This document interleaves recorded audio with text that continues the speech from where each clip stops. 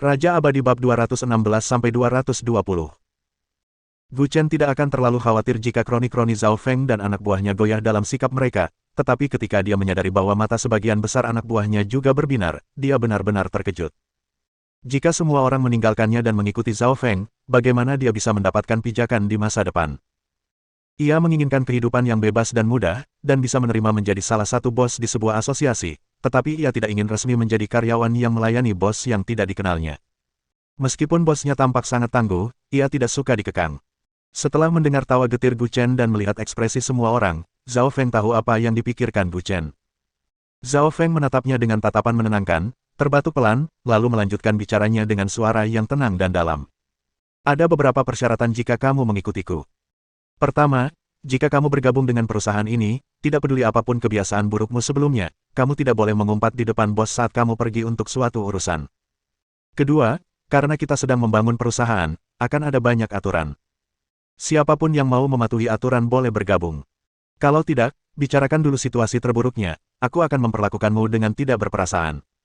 Ketiga, jika kau memilih untuk mengikutiku, apapun perintah yang kuberikan padamu, kau harus melakukannya. Keempat, bergabung dengan perusahaan berarti mengucapkan selamat tinggal pada kehidupan yang malas dan menyenangkan. Anda akan menjalani pelatihan keras dan menghadapi situasi-situasi baru. Singkatnya, jangan salahkan saya jika Anda dipecat karena bermain-main. Mereka yang bisa mematuhi poin-poin di atas bisa ikut dengan saya. Nah, kalau kalian mau bergabung dengan tim, berdiri. Awalnya, sebagian besar dari mereka merasa gembira, tetapi kata-kata Zhao Feng membawa mereka kembali ke kenyataan. Tujuan mencari nafkah adalah untuk menikmati kehidupan yang lebih baik, yang berisi uang, ketenaran dan kekayaan, status, dan wanita cantik. Namun, nada bicara kakak Feng membuat mereka mengerti bahwa bergabung dengan kelompoknya seperti bertugas di militer.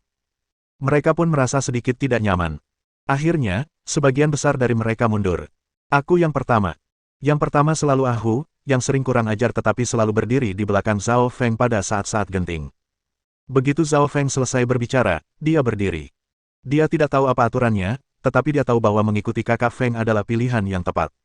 Aku yang kedua. Ahu, anak ini selalu bergerak cepat. Penatua Meng tersenyum dan berdiri. Jangan bicara begitu tentangku. Kau juga tidak ragu untuk bertindak, Dua orang lainnya berdiri sambil terkekeh. Mereka berempat adalah pengikut Zhao Feng. Ada 7 orang yang hadir, 4 di antaranya berdiri tanpa ragu. Sedangkan 3 lainnya, saling memandang dan menggelengkan kepala sambil tersenyum, tetapi akhirnya memutuskan untuk tidak berdiri. Mereka memiliki pemikiran yang sama dengan Gu Chen. Mereka percaya aturan yang dibicarakannya akan membatasi mereka, tetapi mereka terbiasa merasa nyaman.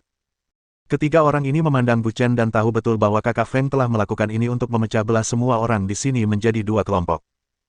Mulai sekarang, dia akan mendirikan perusahaan dan mendirikan bisnis resmi, sementara Gu Chen akan memimpin anak buahnya untuk mendominasi pasukan bawah tanah distrik selatan dan menjadi pemimpin baru pasukan tersebut.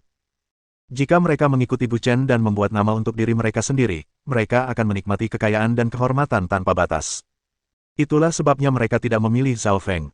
Setelah menyadari pilihan mereka, Ahu, Tetua Meng, dan 2 pria lainnya terdiam. Mereka berhak memilih masa depan mereka sendiri. Ada pepatah yang mengatakan sesuatu yang dipaksakan tidak akan berakhir baik. Namun, Su Yong agak terkejut dengan orang-orang ini. Ia menundukkan kepalanya dan terdiam cukup lama sebelum perlahan berdiri bersama Ahu dan saudara-saudaranya. Ia melirik Gu Chen, lalu menggelengkan kepala dan terkekeh. Kakak Chen, aku hampir dibunuh oleh Lao Biao kali ini, dan aku sudah lelah menjalani kehidupan yang berbahaya seperti ini.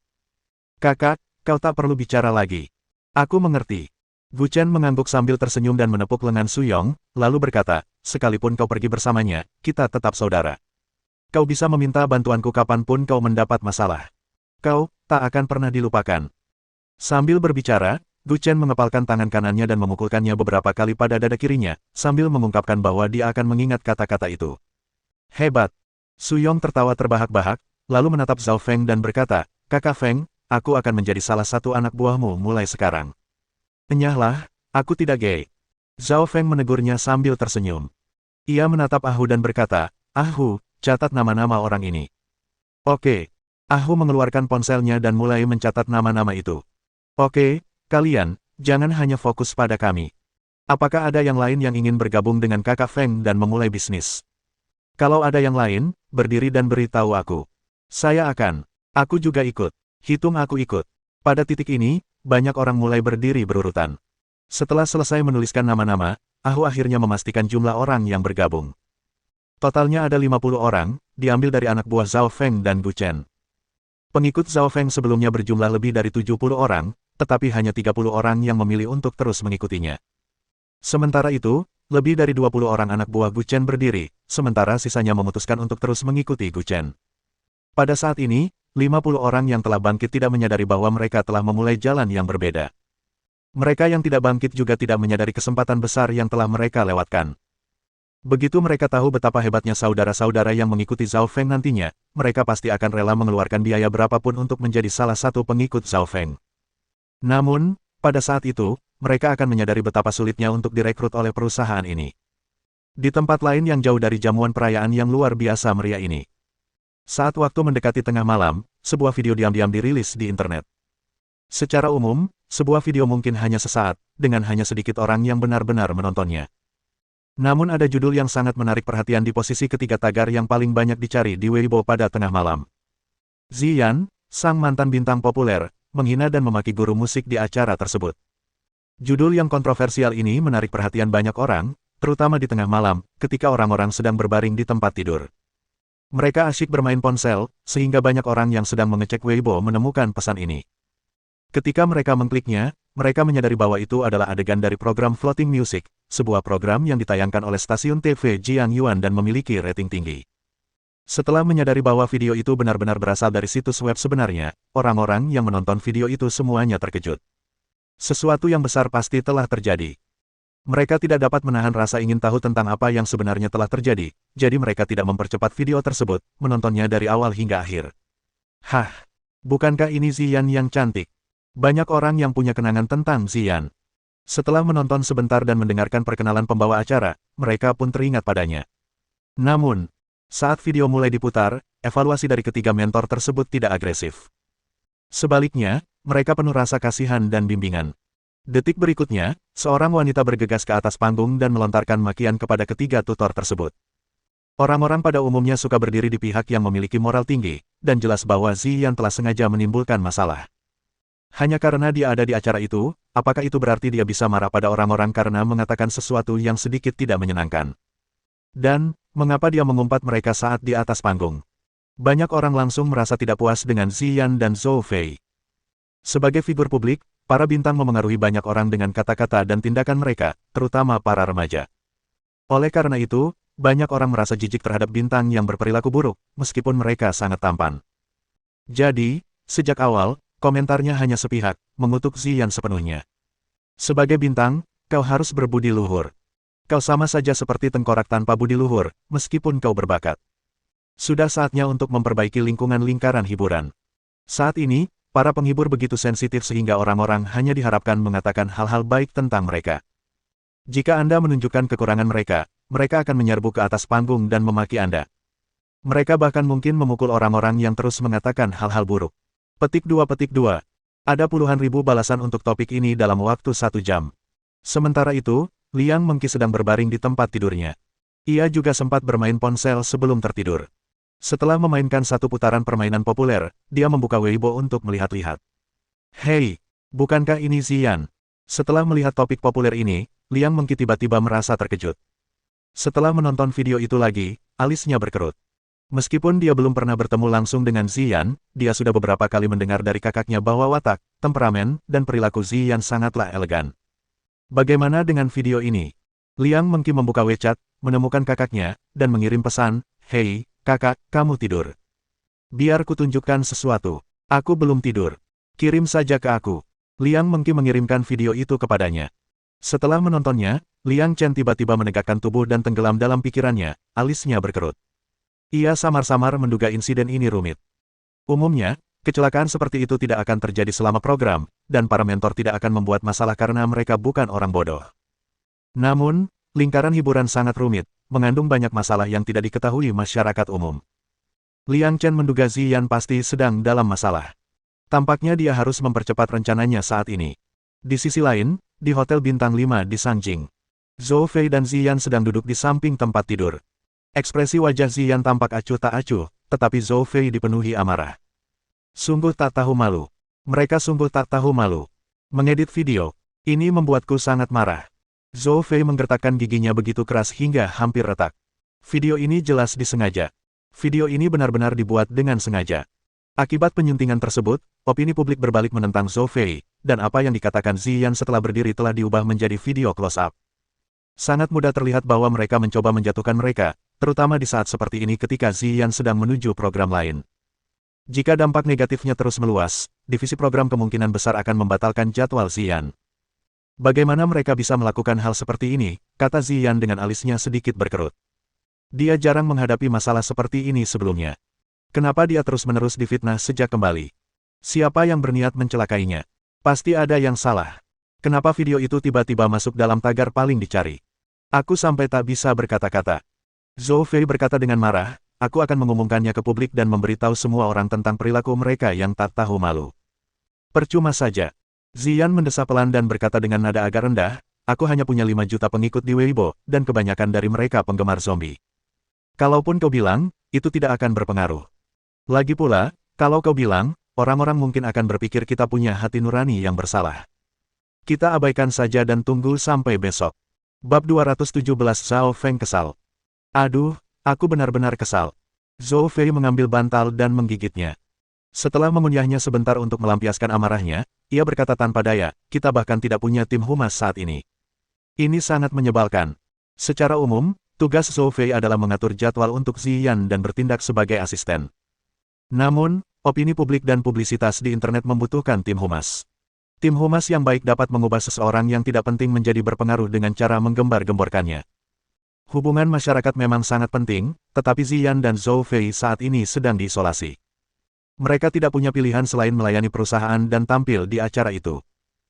Dari tengah malam hingga pukul 2 malam, jumlah komentar di bagian bawah video berangsur-angsur berkurang, tetapi Li Cheng, pria gemuk itu, dan 2 orang lainnya tahu bahwa ini hanyalah awal. Setelah fajar keesokan harinya, popularitas video itu akan mencapai puncaknya.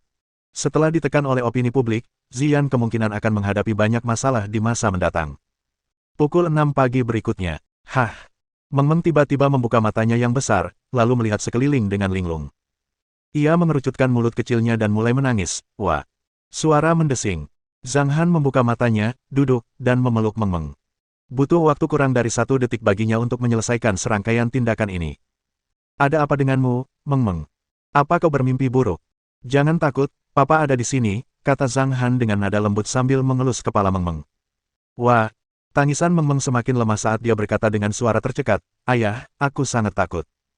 Jangan takut, Papa bisa menyingkirkan orang jahat dalam mimpimu dengan tamparan, kata Zhang Han sambil terkekeh sambil melambaikan tangannya. Lihat aku. Ho! Ha! Ho! Aku bisa dengan mudah menghajar orang jahat itu dan mengusir mereka. Wah! Wow! Meng Meng berhenti menangis, tetapi matanya masih berkaca-kaca. Ia menatap Zhang Han dengan polos dan berbicara dengan nada ragu-ragu. Tapi orang jahatnya adalah kakek. Apa? Zhang Han sedikit terkejut. Lalu ia berkata sambil tertawa, apakah Meng Meng memimpikannya kakek? Kamu belum melihatnya, jadi bagaimana kamu memimpikannya? Dan mengapa kamu menangis setelah memimpikannya kakek? Pak, kakek seram sekali. Meng Meng melepaskan diri dari pelukan Zhang Han, lalu duduk di sampingnya dan mengulurkan tangan kecilnya untuk memberi isyarat. Dia punya 2 tanduk besar yang tumbuh di kepalanya dan dia sangat besar, bahkan lebih besar dari Big Hei Hei. Dan, tidak seperti kita, wajahnya berwarna biru. Dia juga punya rambut panjang dan ekor. Katanya dia suka makan anak-anak, dan giginya sangat panjang, dan dia ingin menggigit Meng Meng. Zhang Han menjadi agak kaku, hanya mulutnya yang sedikit gemetar saat ia berbicara dengan nada tak berdaya. Meng Meng, apakah kau sedang membicarakan cerita yang diceritakan Papa tadi malam? Itu adalah orc, bukan manusia.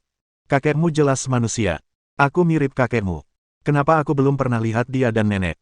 Bukankah Meng Meng punya kakek nenek? Yi Han punya kakek nenek. Meng Meng cemberut, dengan ekspresi tidak senang di wajahnya. Ya, tentu saja. Zhang Han membelai kepala Meng Meng dan berkata dengan suara rendah, kakek nenekmu memang baik, tapi mereka tinggal jauh. Tapi, Papa akan menjemput mereka setahun lagi, dan Meng Meng akan bisa bertemu mereka nanti. Benarkah? Benarkah? Mata besar Meng Meng berbinar. Ya. Zhang Han mengangguk dengan sungguh-sungguh. Apakah kakek nenekku akan menyukai Meng Meng ketika mereka melihatku? Meng Meng menunjukkan tanda-tanda khawatir. Ia cemberut dan terus berbicara dengan tangan kecilnya yang tergenggam. Bagaimana jika mereka tidak menyukai Meng Meng? Itu tidak akan terjadi, kata Zhang Han sambil tersenyum, Meng Meng adalah gadis termanis di dunia, jadi mereka pasti akan menyukai Meng Meng. Bibi Fei Fei bilang kakek nenek dari pihak ibu saya tidak suka anak-anak. Mama selalu keluar kamar supaya mereka tidak mendengar saya memanggil mereka, kata Meng Meng dengan sedih. Yah, mereka akan menyukaimu begitu mereka bertemu denganmu.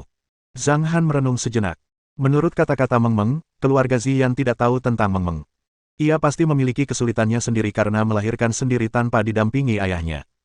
Lagi pula, meskipun Zhang Han tidak tahu asal-usul Ziyan, dilihat dari gaya dan postur Ziyan yang anggun, ia tahu bahwa Ziyan jelas bukan putri dari keluarga biasa. Namun, ia tidak berniat untuk terlalu mendalami hal-hal ini. Zhang Han belum menemukan orang tuanya sendiri, jadi ia belum siap untuk mulai mengkhawatirkan hal-hal sepele lainnya. Kita harus bangun, Papa akan membantumu berganti pakaian. Wang Yihan akan segera datang. Akan memalukan kalau dia datang dan tahu kamu masih di tempat tidur, kata Zhang Han sambil tertawa. Ayo bangun dan ganti baju yang bagus. Mendengar kabar Wang Yihan, Meng Meng langsung bersemangat, lalu buru-buru berdiri dan meminta Wang Yihan membantunya berganti pakaian. Zhang Han membuka lemari pakaian, yang isinya 98% pakaian milik Meng Meng, 1,9% milik Ziyan, dan 2 set sisanya, yang menempati 0,1% milik Zhang Han. Dia mengeluarkan seperangkat pakaian kasual berwarna biru dan beberapa pakaian olahraga untuk Meng Meng.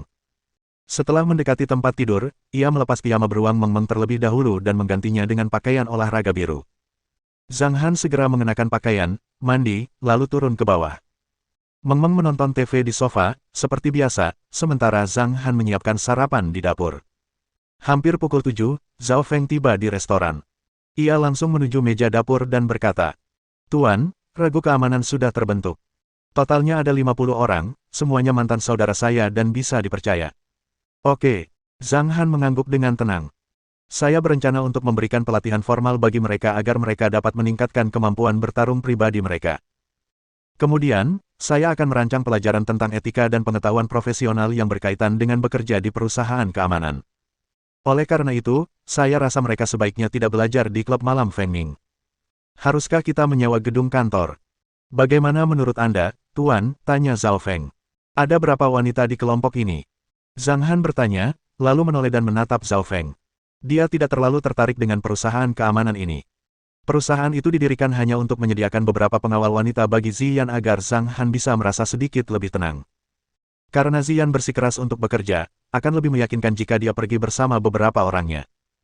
"Hanya 6 wanita," kata Zhao Feng dengan nada bersalah. "Ke-6 wanita ini telah diseret oleh Zhao Feng." "Cukup."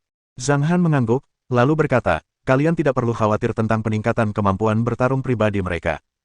Aku ingat ada hamparan pasir di kaki gunung di belakang Teluk Bulan Baru.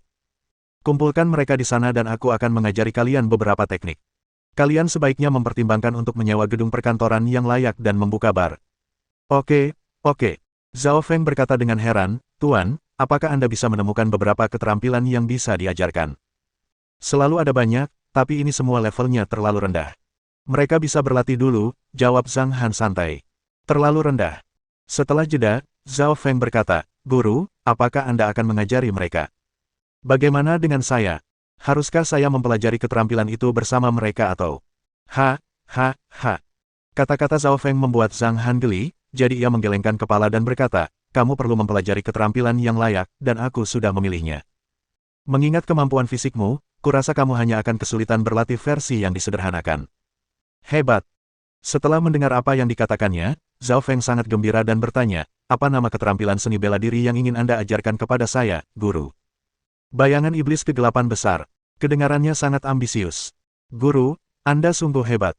"Seberapa hebat kemampuan Anda?" tanya Zhao Feng dengan penuh semangat. "Ini hanyalah keterampilan tingkat lanjut dari iblis di dunia pemurnian bayangan. Keterampilan ini mengejar kecepatan dan kekuatan. Karena kau telah meminum embun api giok, kualitas fisikmu telah meningkat pesat dan akan memungkinkanmu untuk berlatih versi yang disederhanakan dengan sedikit kesulitan. Setelah kau mencapai tahap pemurnian Qi dan mulai mengolah taktik bayangan iblis, kau dapat mengolah bayangan iblis kegelapan besar." Zhang Han memberikan penjelasan sederhana. Zhao Feng linglung, tetapi beberapa karakter terus muncul di benaknya. Bayangan iblis kegelapan besar, keterampilan iblis dari dunia pemurnian bayangan, kecepatan, kekuatan, embun api giok, taktik bayangan iblis. Ya ampun, akhirnya aku bisa lebih baik. Dahei. Aku akan membalas dendam padamu setelah aku berhasil menyelesaikan keterampilan ini, Setelah berpikir sejenak, Zhao Feng tertawa terkikik dan sangat gembira. Namun, Zhang Han menuangkan air dingin pada kebahagiaannya. Jika kau ingin mengalahkan Dahei, setidaknya kau harus mencapai tahap pemurnian Qi. Haha, hik. Zhao Feng membeku dan terluka secara mental. Tuan, mengapa Dahei begitu kuat? Hanya master kekuatan Qi yang bisa mengalahkannya, kan? Tanya Zhao Feng sambil memutar mulutnya. Memem. Zhang Han langsung mengangguk. Maksudnya, hanya seniman bela diri superior seperti master kekuatan Qi yang bisa mengalahkan Dahei. Namun, mungkin ada banyak prajurit kekuatan puncak yang bisa menandingi Dahei. Jika prajurit kekuatan puncak memiliki senjata ajaib, Dahei akan berada dalam masalah. Meskipun Dahei kebal, ia hanya bisa menahan pisau dan pistol biasa. Jika mereka memiliki senjata tingkat tinggi, Dahei tidak akan mampu bertahan melawan mereka. Setelah mendengar jawaban Zhang Han, Zhao Feng tertegun selama 2 detik, lalu terkekeh dan berkata, baiklah, aku akan belajar selangkah demi selangkah. Senang rasanya tidak akan terdorong 7 atau 8 meter lagi saat aku didorong oleh Dahei. Setelah selesai berbicara, Zhao Feng berjalan kembali ke meja sambil tersenyum dan memancarkan sikap gembira. Sarapannya sama seperti biasanya, jadi restorannya penuh sesak. Antrean pun semakin panjang. Beberapa pengunjung baru bahkan datang dari daerah lain untuk mencicipi. Fenomena ini juga menunjukkan bahwa dampaknya masih menyebar. Ada lebih dari 30 orang yang mengantre di depan gerbang, kebanyakan dari mereka begitu bosan hingga asyik bermain ponsel. Beberapa orang yang tidak melakukan apa-apa pun, mulai memeriksa Weibo mereka, dan menyadari bahwa insiden Ziyan telah menduduki peringkat pertama tagar yang paling banyak dicari. Ziyan masih secantik dulu, tapi popularitasnya sekarang terlalu rendah. Mengapa mereka tampak begitu tidak menyenangkan di acara ini? Petik 2. Dua pemuda bergumam pelan di depan jendela. Karena Meng Meng dan Wang Yihan sedang asyik mengobrol, mereka tidak menyadari apapun, tetapi Zhang Han mendengarnya. Sementara itu, setelah menikmati sarapan sederhana, Xiao Li, seorang karyawan sebuah perusahaan di kota Jiangyuan, naik taksi ke perusahaannya karena dia tidak punya waktu. Xiao Li merasa bosan, jadi dia bermain dengan telepon genggamnya di kursi belakang taksi. Hah, bukankah ini kejadian yang terjadi waktu aku di studio? Bab 218 untuk memanggil hitam putih. Setelah menemukan video tersebut, Xiao Li mengekliknya karena penasaran. Alisnya berkerut setelah menyadari bahwa video tersebut telah diedit. Kenapa komentar mereka dipotong? Sepertinya mereka ingin menipu orang lain. Xiao Li membuka area komentar, hanya untuk menemukan bahwa sebagian besar orang mendukung ketiga mentor tersebut. Video ini sendiri benar-benar membuat ketiga mentor tampak masuk akal, tetapi kebenarannya tidak seperti yang tampak di permukaan. Xiao Li memutar video yang tersimpan di ponselnya, yang merupakan versi lengkap, dan menontonnya lagi. Setelah selesai menonton, ia terdiam. Haruskah dia mempostingnya? Ia agak ragu karena ia bukan orang yang suka ikut campur, tetapi tanpa sadar ia melirik akun Weibo ketiga mentornya. Hasilnya, ia menyadari bahwa ketiganya telah mengunggah pesan sok suci pagi tadi, yang secara singkat menuduh Ziyan bersikap buruk. Mereka sedikit berlebihan dalam hal ini. Xiao Li mendengus, ragu sejenak dengan alis terangkat. Akhirnya, ia memutuskan untuk mengunggah versi lengkap video yang ia simpan di ponselnya ke Weibo-nya. Versi lengkap insiden yang berkaitan dengan Ziyan terjadi di stasiun TV Jiangyuan. Karena Xiao Li gemar menggunakan Weibo, ia telah mendapatkan sekitar 10.000 pengikut. Meskipun jumlahnya tidak banyak, ia memiliki banyak penggemar kelas V setelah melihat pesan untuk video tersebut, mereka mengkliknya dengan rasa ingin tahu. Menarik. Begitu video ini tersebar, pasti akan menimbulkan reaksi keras dari publik. Banyak sekali influencer yang meneruskannya karena kejadian ini sangat populer dan mereka juga akan mendapatkan banyak pengikut berkat video ini.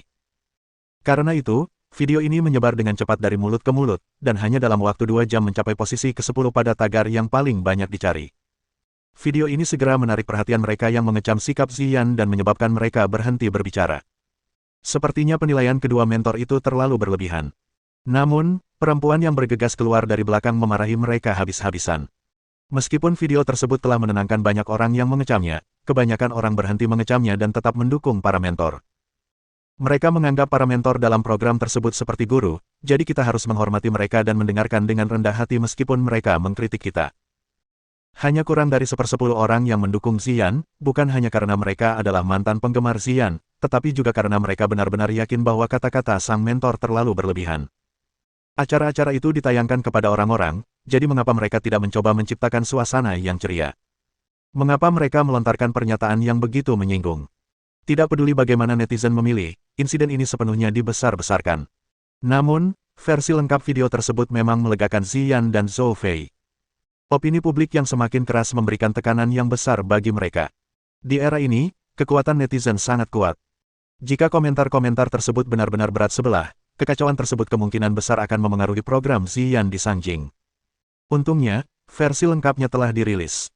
Ziyan percaya bahwa manusia memiliki rasa keadilan alami, tetapi ia tidak menyangka bahwa ketiga mentornya tidak memiliki kompas moral. Di kamar mewah Hongyuan Club di kota Jiangyuan, lelaki gemuk, lelaki kurus berkacamata, dan lelaki parubaya berambut cepat berkumpul bersama. Sialan, dasar bajingan yang suka ikut campur. Setelah ketiga lelaki itu menonton versi lengkap video itu, lelaki kurus berkacamata itu mengumpat.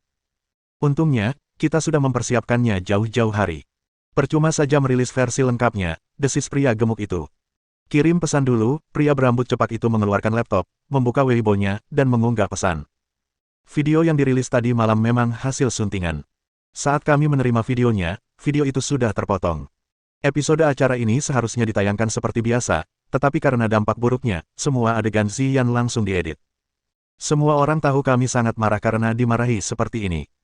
Namun, alasan utamanya adalah kami ingin sebagian besar netizen melihat perilaku buruk para entertainer dan jati diri mereka yang sebenarnya. Perkataan dan perbuatan beberapa artis harus diperbaiki agar masyarakat dapat melihat lingkaran hiburan yang murni. Saya sendiri tidak percaya kata-kata ini, tapi uang membuat dunia berputar. Pria berambut cepak itu tersenyum dengan berbagai macam perasaan saat mengunggah pesan tersebut. Saya juga sudah mengirim pesannya. Kalau Ziyan dan agennya melihatnya, mereka mungkin akan marah besar. Pria gemuk itu tertawa dan menunjukkan layar komputernya kepada pria berambut cepak itu. Ho, kau benar-benar piawai mengarang cerita. Kau bahkan hampir membodohiku. Pria berambut cepak itu memujinya sambil bertepuk tangan. Pesan Weibo. Kami ingin meredakan suasana, tetapi setelah banyak pertimbangan, kami rasa video itu harus diungkap agar semua orang bisa menilai apakah penilaian pribadi saya terlalu berlebihan. Bukan hanya teman-teman kami, tetapi juga banyak netizen yang tahu bahwa lagu-lagunya berkualitas buruk. Sebenarnya, artis wanita ini benar-benar palsu. Apa yang dia lakukan benar-benar di luar pemahaman saya. Ketika kami bertiga pergi ke belakang panggung untuk menyambutnya, dia bahkan tidak menggerakkan tangannya sebagai tanda terima kasih, dia hanya memandang kami dengan ekspresi dingin. Artis ini keterlaluan. Setelah membaca pesan lelaki gemuk itu, kedua lelaki itu kebetulan berkumpul di samping lelaki berkacamata. Pria berkacamata itu memang membuktikan kemampuannya dengan lensa miopia 400 derajat. Ia menulis pidato panjang lebih dari 1000 kata, menggambarkan mereka sebagai orang-orang bermoral tinggi, seraya menuduh Ziyan dan Zhou Fei sebagai orang-orang yang keji. Sedikit kebijaksanaan tersirat di antara baris-barisnya.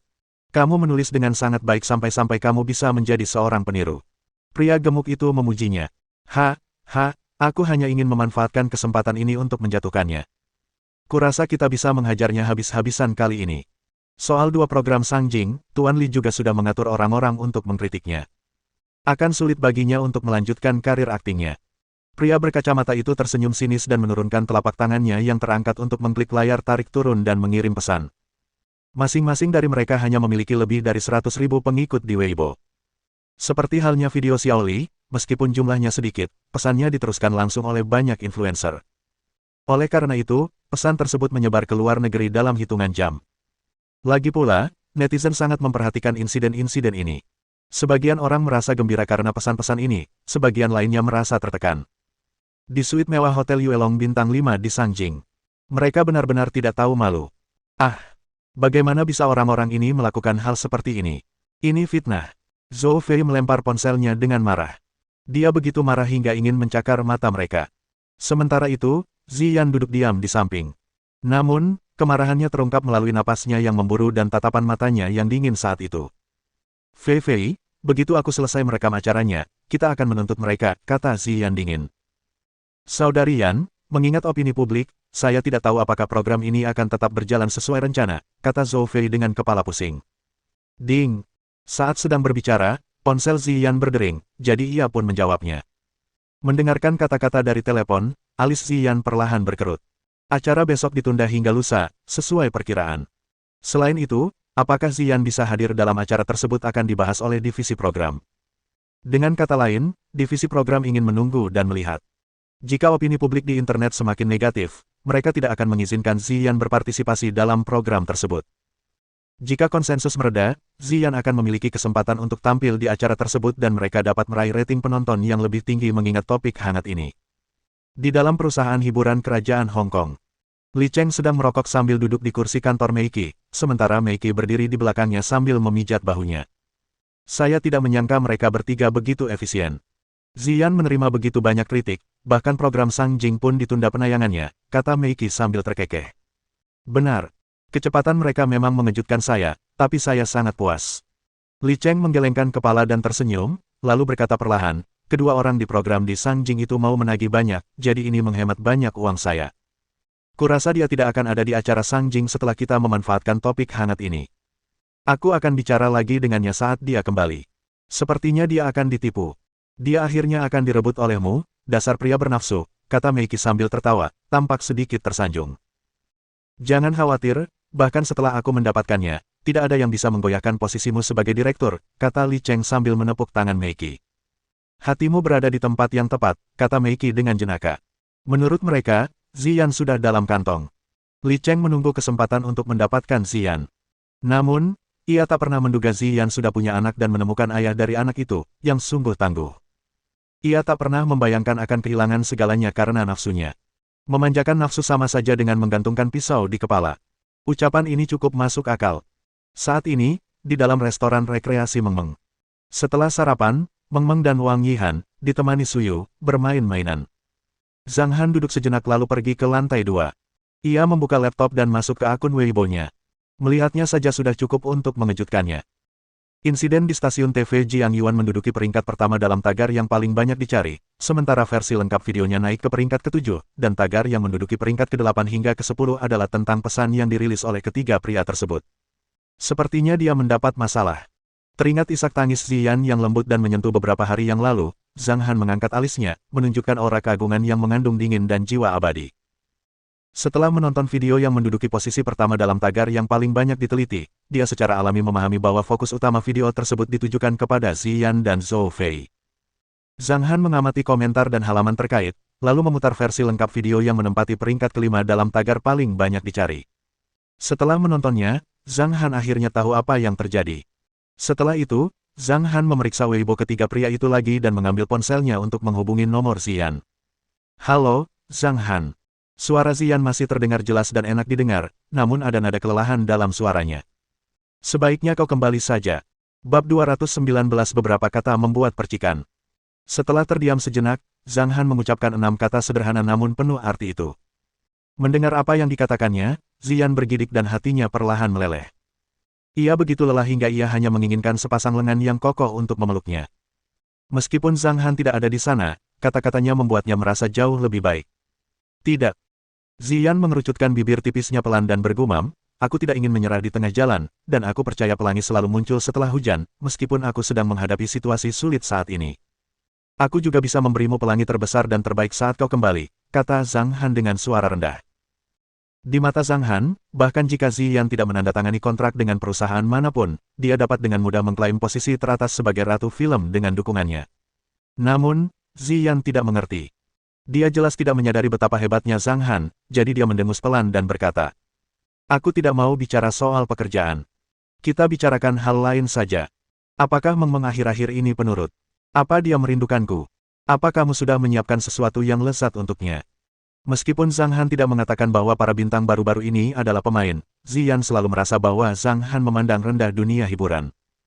Oleh karena itu, ia tidak suka membicarakan pekerjaannya saat bersama Zhang Han, atau mungkin ia secara tidak sadar menghindari topik-topik yang kontroversial. Namun, Ziyan tidak tahu bahwa Zhang Han tidak hanya meremehkan dunia hiburan. Hal yang sama juga berlaku untuk hal-hal lain. Setelah mendengar pertanyaan Ziyan, Zhang Han menggelengkan kepalanya, lalu tersenyum dan berkata, Mengmeng selalu menjadi gadis yang baik dan merindukanmu setiap hari, baru-baru ini aku membuatkan bebek panggang untuknya. Setelah mengobrol sekitar 10 menit dengan Ziyan dengan cara ini, Zhang Han turun ke bawah untuk memberikan ponselnya kepada Mengmeng agar mereka berdua bisa mengobrol. Zhang Han kembali ke atas, duduk di depan laptopnya, dan membuka Weibo-nya. Saat ini, jumlah pengikut Zhang Han telah stabil di angka 60 juta, yang berarti ia termasuk pengguna super populer yang langka. Namun, Zhang Han tetap tenang saat melihatnya. Dia menekan tangan kanannya pada mouse nirkabel dan meneruskan versi lengkap video dengan kata-kata berikut. Mengesankan. Apa babi-babi bodoh ini pikir mereka punya selera musik? Kemudian dia mengunggahnya.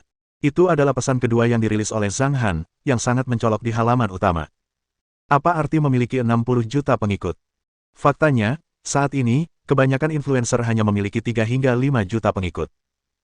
Para influencer papan atas biasanya memiliki 10 hingga 20 juta pengikut, dan jumlah pengikut beberapa bintang populer berkisar antara 30 juta hingga lebih dari 90 juta, tetapi tidak lebih dari 100 juta.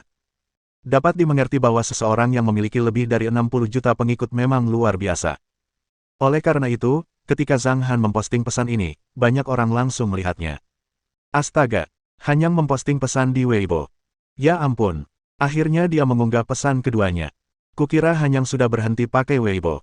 Hei, bukankah ini dari lelucon di acara di stasiun TV Jiang Yuan?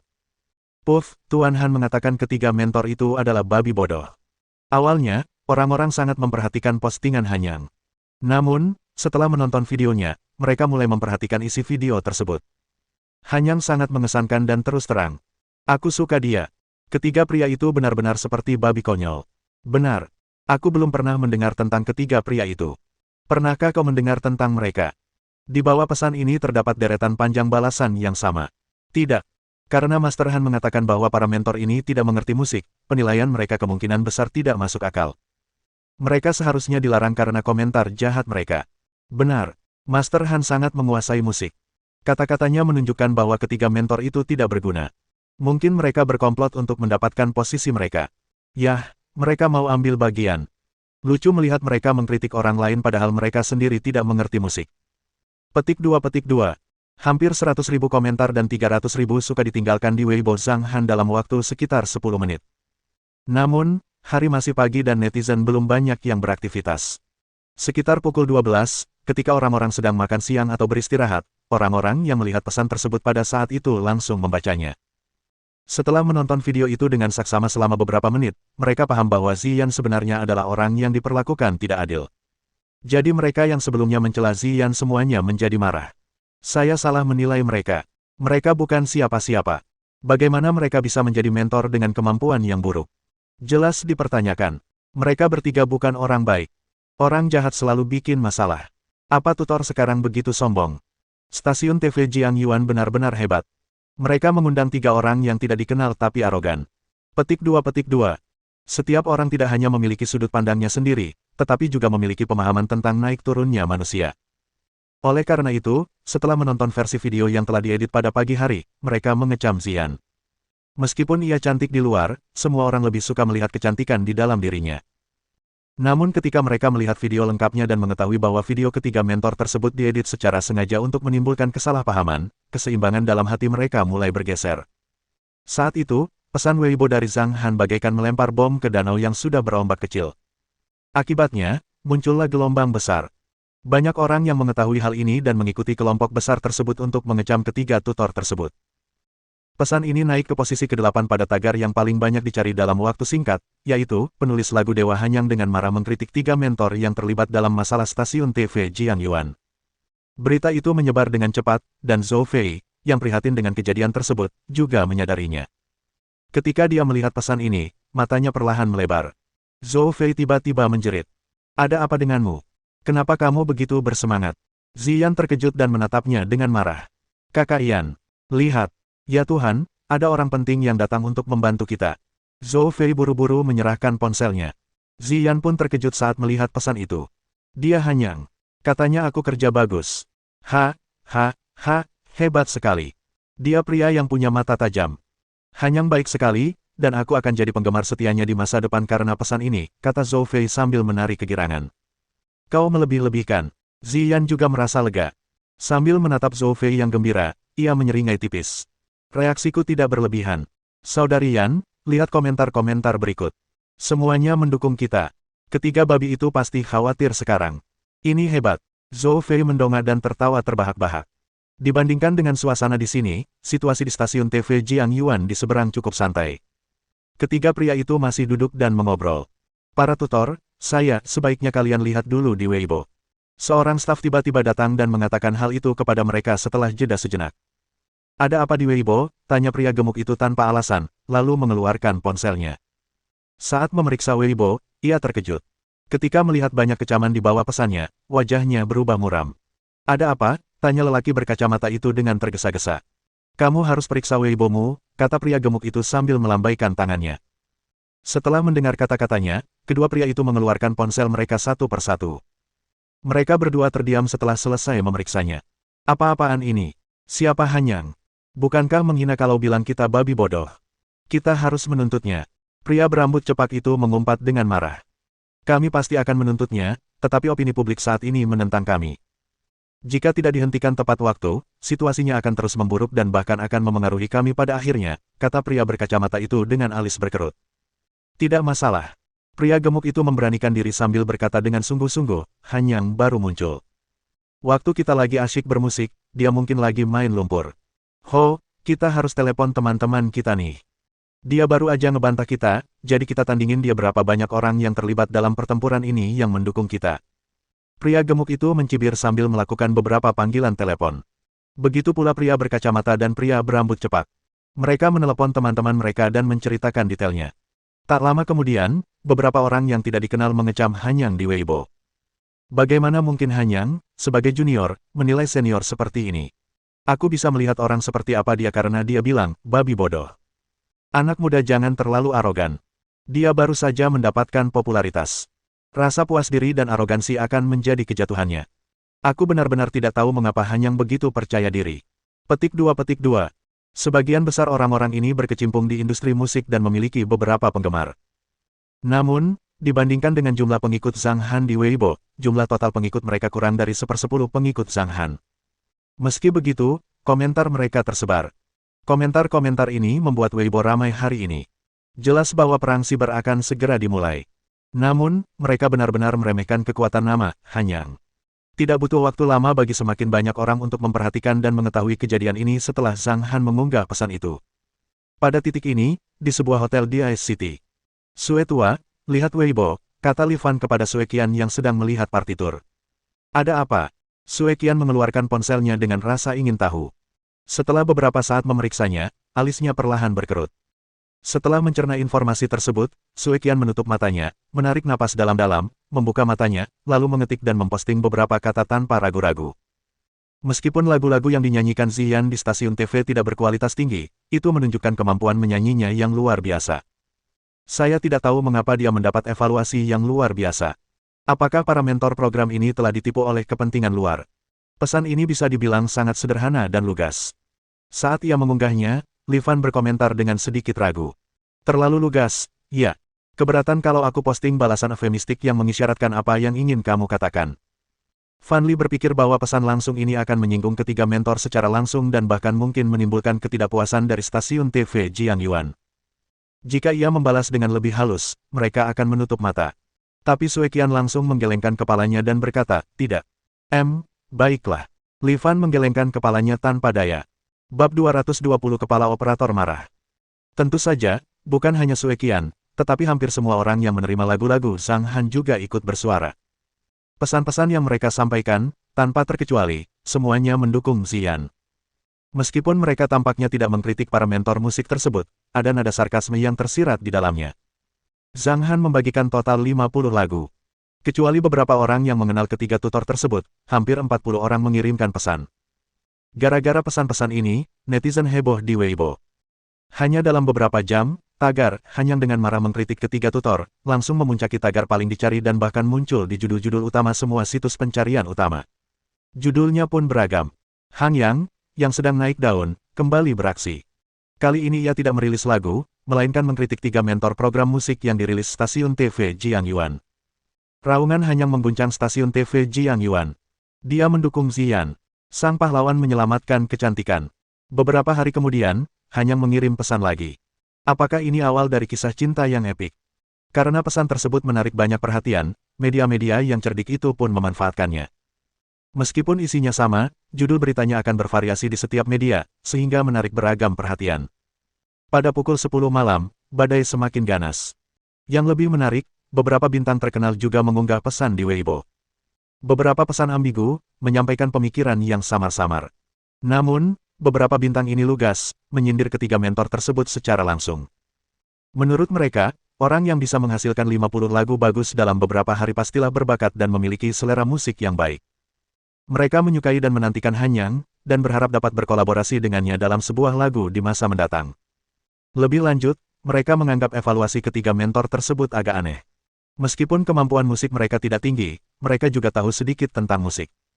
Evaluasi yang sangat buruk ini telah mengungkap masalah serius. Dengan mempertimbangkan semua faktor ini, mereka memutuskan untuk mendukung Hanyang ketika mereka memperbarui Weibo mereka, yang juga membantu mereka mendapatkan banyak pengikut. Sementara itu, divisi program Happy Show di stasiun TV Sangjing mengadakan konferensi video darurat. Sambil menatap buku catatannya, direktur utama program itu mengirimkan sebuah perintah. Saya telah mencermati perkembangan insiden yang berkaitan dengan stasiun TV Jiang Yuan dan mendapati hampir semua netizen mengecam ketiga tutor musik tersebut. Di bawah kepemimpinan Hanyang, Weibo sedang dilanda badai. Benar, semakin banyak yang mendukung Ziyan sekarang. Saya baru tahu kalau jumlah pengikut Ziyan sudah melebihi 10 juta, kata salah satu pria berbaju putih. Saya benar-benar tidak menyangka insiden ini akan penuh dengan liku-liku. Saya tidak pernah menyangka kata-kata Hanyang akan begitu efektif. Orang yang luar biasa. Tak perlu diragukan lagi, jika Hanyang mengiklankan dirinya dan berpartisipasi dalam beberapa pertunjukan, dia akan memenangkan penghargaan penulis lagu terbaik tahun ini. Orang-orang saling mengungkapkan rasa kagum. Mereka terkejut ketika mengetahui Hanyang bisa membuat gebrakan sebesar itu hanya dengan sedikit kata. Staf stasiun TV Jiang Yuan mungkin akan pusing. Direktur utama tersenyum dan menggelengkan kepala, lalu berkata, saya akan mengumumkan beberapa hal yang perlu ditangani sesegera mungkin. Episode Happy Show ini harus dimajukan dari lusa menjadi besok sore. Beritahu Ziyan dan yang lainnya untuk mulai bersiap-siap dan saya akan memberi kalian waktu 2 hari untuk pasca produksi setelah mereka selesai merekam. Episode ini akan ditayangkan akhir pekan ini dan episode yang telah ditetapkan untuk minggu ini harus ditunda hingga minggu depan. Kita juga harus memanfaatkan topik hangat ini. Oke, semua orang mengangguk serempak dan mulai bekerja. Di sisi lain, di kamar hotel Ziyan menginap. Keduanya merasa sangat lega. Karena suasana hatinya sedang baik, Zhou Fei sibuk memperhatikan tren sambil menonton film. Adapun Ziyan, dia diam-diam mendengarkan musik. Ding! Ponsel Zhou Fei tiba-tiba berdering. Ia menjawab telepon dan berbicara sebentar sebelum menutup telepon dengan wajah bahagia. Saudari Yan, ada kabar baik. Anda bisa mengikuti program ini sesuai rencana dan akan direkam besok sore. Oh, jawab Ziyan dengan tenang. Meskipun wajahnya tampak tenang, masih ada kegembiraan di matanya. Ia mengeluarkan ponselnya dan menghubungi nomor Zhang Han.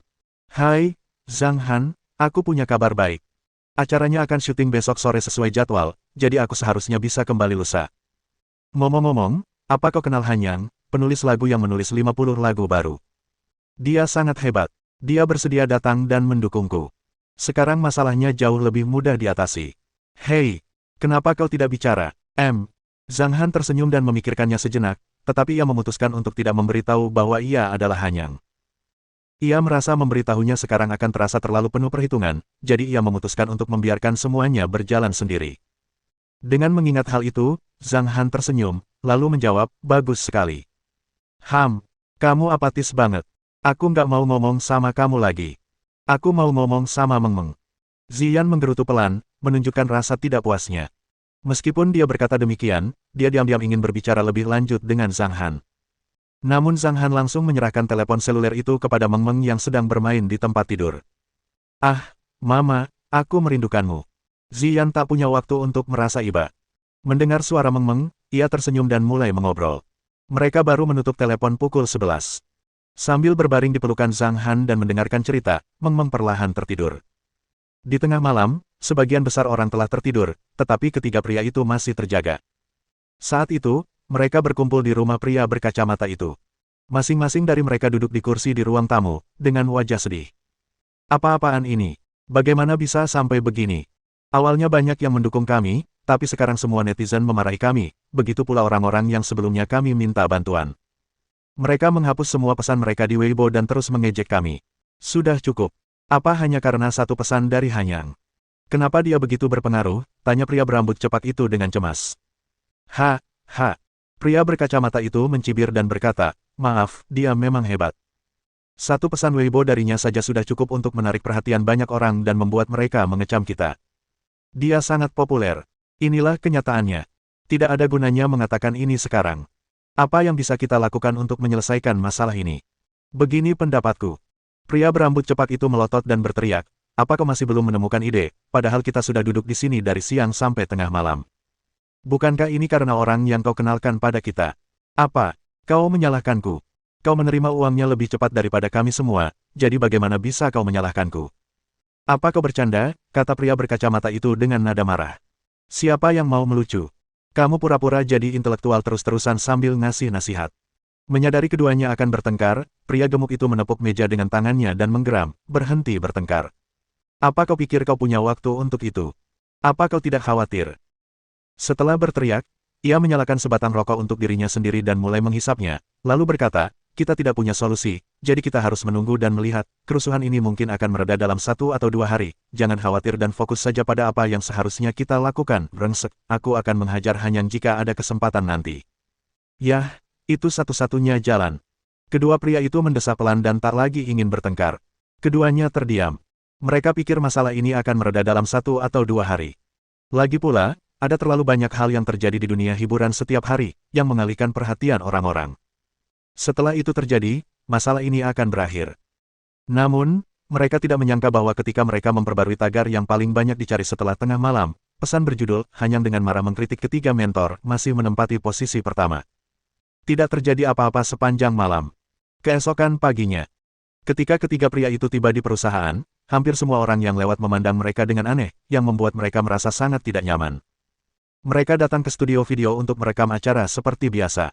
Di stasiun TV, atasan langsung mereka, wakil operator Zeng, diminta datang ke ruang konferensi. Kepala operator dan sekitar 12 atau 13 pejabat senior lainnya dari stasiun TV sedang duduk di ruang konferensi. Ekspresi kepala operator tampak muram, menunjukkan bahwa ia sedang tidak dalam suasana hati yang baik. Pertemuan akan mulai membahas topik saat ini setelah semua orang selesai berkumpul. Operator utamanya adalah seorang pria botak berusia hampir 50 tahun. Saat itu, ia berbicara dengan suara serius. Rapat hari ini membahas insiden yang berkaitan dengan Ziyan dan program floating music yang telah menimbulkan banyak kehebohan dalam 2 hari terakhir. Wakil operator Ma, tolong beri saya penjelasan yang masuk akal atas penilaian buruk yang diberikan oleh ketiga mentor tersebut. Saya ingat Anda yang merekomendasikan mereka. Pertanyaannya membuat wakil operator Ma merasa malu, yang diam-diam menggertakkan giginya dan menjawab, Kepala operator, ketiga mentor ini adalah musisi senior yang telah berkecimpung di industri musik. Bukan itu yang kutanyakan. Apa kau tidak mengerti pertanyaanku? Kepala operator mengerutkan kening dan berkata dengan suara berat, aku bertanya mengapa mereka memberikan evaluasi yang membingungkan. Mana aku tahu. Kepala operator, kenapa kau tidak bertanya langsung pada mereka bertiga? Wakil operator Ma merasa malu. Meskipun atasan menindas bawahan, wakil operator Ma memiliki pelindungnya sendiri. Karena itu, ia tidak takut pada kepala operator. Namun, semua orang yang ada di sana harus bergerak hati-hati. Kepala operator dan wakil operator, Ma, berada di posisi tertinggi di stasiun TV. Dengan posisi mereka berdua yang sangat bertolak belakang, tak seorang pun berani bicara karena takut kemarahan akan menular kepada mereka. Tanya langsung. Kepala operator memasang senyum palsu dan menggelengkan kepala. Ia mengambil kertas di atas meja dan berkata, masalah ini sudah dibesar-besarkan sejak Hanyang mengunggah pesannya di Weibo kemarin. Dengan bantuan hampir 50 orang seperti Suekian, 80 juta orang mulai memperhatikan insiden ini. Apa artinya itu?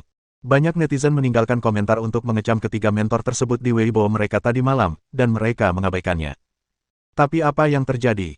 Ide resmi stasiun TV kami menerima lebih dari 10 juta pesan, semuanya berisi kecaman. Namun, tidak ada satupun dari kalian di sini yang memberi tahu saya. Apakah kalian pikir masalah ini akan hilang jika kalian menunggu cukup lama? Begini, saya dengar pemerintah telah menerima lebih dari 1 juta laporan. Kepala operator begitu marah sehingga ia membanting kertas itu ke meja dan berkata dengan marah, apa yang telah kau lakukan? Kenapa kau tidak memberitahuku tentang hal seperti ini, yang sebenarnya bisa ditutup-tutupi asalkan para mentor mengakui kesalahan mereka, sampai akhirnya menjadi tidak terkendali. Mohon dukungan dari omom ante-ante sekalian, buat subscribe atau sharekan novel Mimin ke Facebook kalian, agar channel Mimin bisa terus berkembang. Dengan begitu, Mimin bisa lebih semangat untuk up novel seru lain ke depannya. Sekiranya ada kebutuhan buat subback, silakan inbox Mimin atau tuliskan di kolom komentar, Mimin dulukan dengan ucapan terima kasih.